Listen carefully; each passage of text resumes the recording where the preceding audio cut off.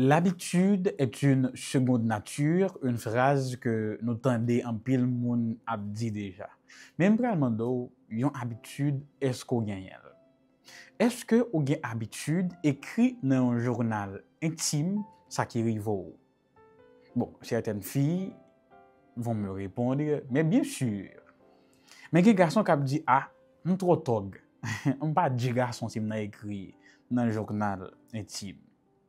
Cependant, la science a révélé à travers différentes études qu'écrire dans un journal intime, il y a beaucoup de bienfaits sur la santé. Non?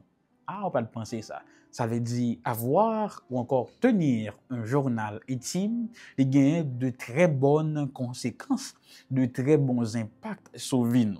D'abord, il y a la réduction du stress.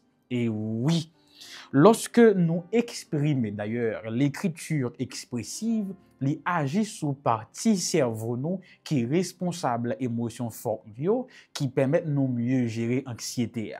Deuxièmement, li améliorer santé mentale nous et troisièmement, li permettre nous une croissance personnelle et certaines fois même spirituelle. Vous pouvez capable consulter différents sites d'internet pour ouais ça m'a dit là. Donc tenir un journal intime, l'a gagner de bons retours sur santé. Donc mon conseil au fait. C'est pas question femme, c'est pas question pas dit garçon, c'est pas question pas tog. On va dire merci après. Bref, qui côté me l'arrivé. En fait, l'auteur raconte une petite histoire. Il était gagné un lien amical avec un supérieur. Quelqu'un qui travaillait avant lui, c'était comme un mentor. Il était apprécié cet homme de Dieu beaucoup parce qu'il était consacré près de 40 ans de sa vie dans le ministère. Il était apprécié cet homme de Dieu pour beaucoup de raisons. Mais une principale raison qu'il partageait avec nous dans le son, c'est parce que lui, cet homme-là, il tenait un journal intime. Et oui, dans ce journal, quoique il était un collectionneur, il était aimé raconter ses expériences quotidiennes. Donc, dans son journal intime, il racontait ça qui est bon, il racontait ça qui est pas bon.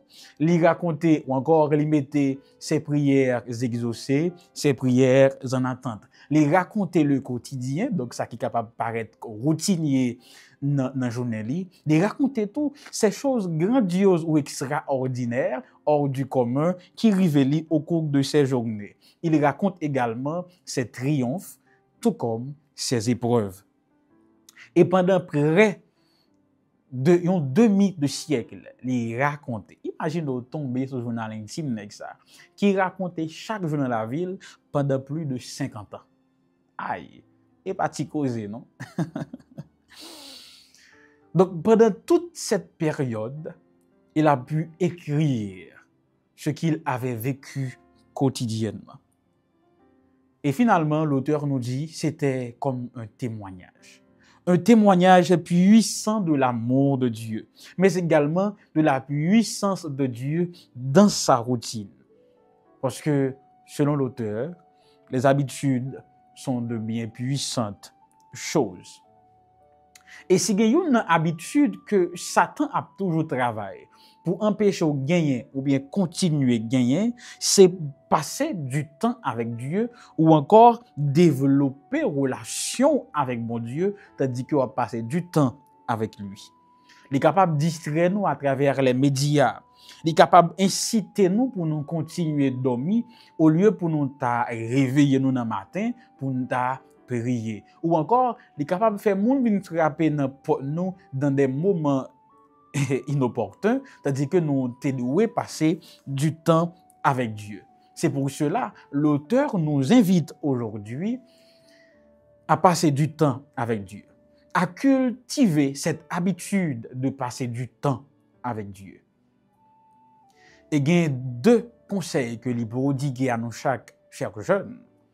Premièrement, nous devons chaque semaine prendre du temps pour nous capable planifier emploi du temps semaine pour nous connaître qui moment n'a passé temps avec bon Dieu. Premièrement, c'est la planification.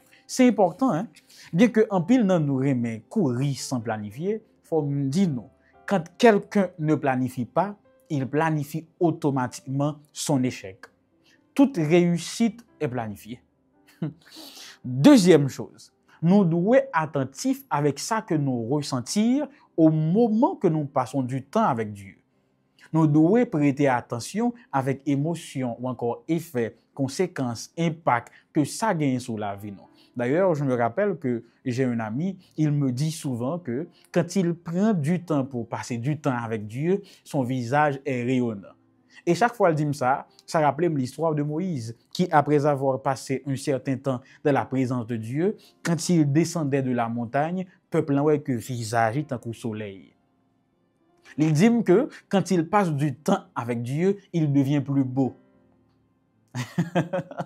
Donc, nous rendons compte que monsieur qui est capable de gagner une beauté plus ou moins douteuse d'après plus d'un, nous sommes capables de passer du temps dans la présence de Dieu. C'est pour rire. Ainsi, jeunes de partout, lecteurs assidus de la Bible, passer temps avec bon Dieu, gagne un pile impact, gagne un pile bon conséquences. Que ce soit sur vie spirituelle nous, sur vie financière nous, sur santé mentale nous, mais également sur santé physique nous. Il a fait nos belles petits garçons, belles petites filles, visage rayonnant et puis un sourire sincère et un cœur léger. Alors, je vais te poser une question. Ce n'est pas une question que l'auteur l'a posée, mais c'est ou même après mon prendre du temps pour répondre, ça a encouragé l'autre auditeur, l'autre téléspectateur à prendre ça au sérieux. Qui impact ça gagne sur vie ou le passer du temps avec Dieu? Qui changement positif ou remarqué dans la vie ou l'on prend la vie spirituelle ou au sérieux? Tant pis, partagez-la avec nous dans les commentaires là et monde qui va gagner pour garder ou bien les commentaires ça a peut-être encouragé ou encore fait lui passer du temps avec Dieu. Bref, voici les questions de l'auteur. Méditez de nouveau sur 1 Chronique 23. Où voyez-vous Jésus dans ce passage? Nommez une habitude que vous avez prise qui a changé votre vie. Troisièmement, que vous dit Jésus par ce passage? En quoi voyez-vous Jésus différemment ou le voyez-vous de nouveau? Comment réagissez-vous en voyant Jésus de cette manière? Prions. Nous te remercions, mon Père, pour la capsule d'aujourd'hui. Aide-nous à cultiver cette habitude de passer du temps avec toi. Et que cette habitude transforme nos vies à ton image, au nom de Jésus. Amen.